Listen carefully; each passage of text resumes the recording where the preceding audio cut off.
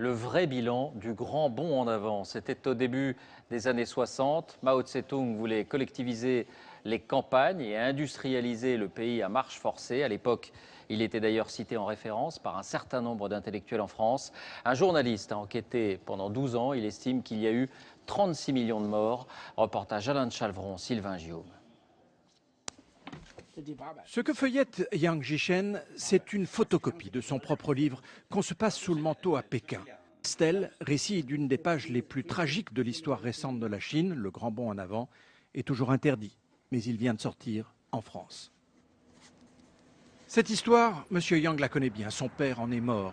Et lui-même a beau être membre du Parti communiste, il sent comme une obligation morale de briser le silence. 1958, Mao Tse-tung est au pouvoir depuis 9 ans. Beaucoup de choses ont déjà été faites. Collectivisation des terres, élimination des propriétaires fonciers, des capitalistes, des ennemis de la révolution. Et pourtant, le grand timonier trouvait que ça n'allait pas assez vite. Il décrète donc le grand bond en avant. Il s'agissait d'avoir un développement économique accéléré pour rattraper les pays développés. Le mot d'ordre était vite, vite, vite. Et ils ont voulu faire ça au prix de la vie ou de la mort du peuple. Concrètement, la production agricole va servir à payer des usines clés en main fournies par l'URSS et retirées de la bouche des paysans.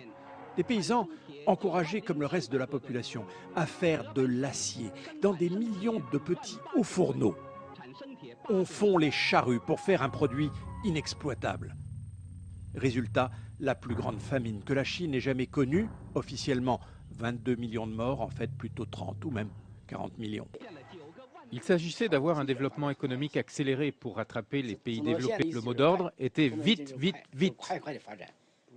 Et ils ont voulu faire ça au prix de la vie ou de la mort du peuple. On avait droit à 70 grammes de nourriture par jour.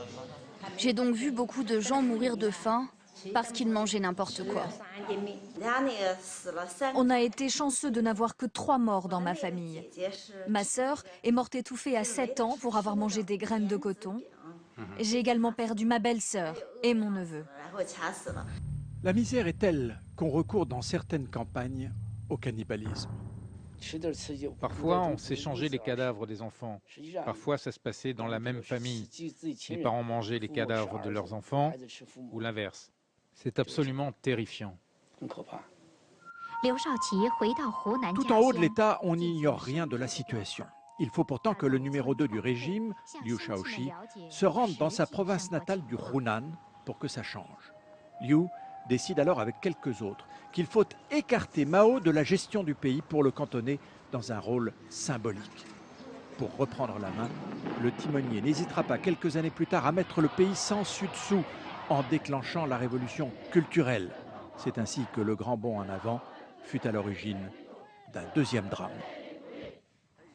Il n'y a qu'une stèle dans tout le pays en mémoire de ces millions de morts, une stèle privée, d'où le titre du livre de M. Yang, qui est toujours interdit en Chine. Le sujet est encore tabou, absent des livres d'histoire. C'est que si l'idée du grand bond en avant était de Mao personnellement, sa réalisation était le fruit d'un système qui est toujours pour l'essentiel en place.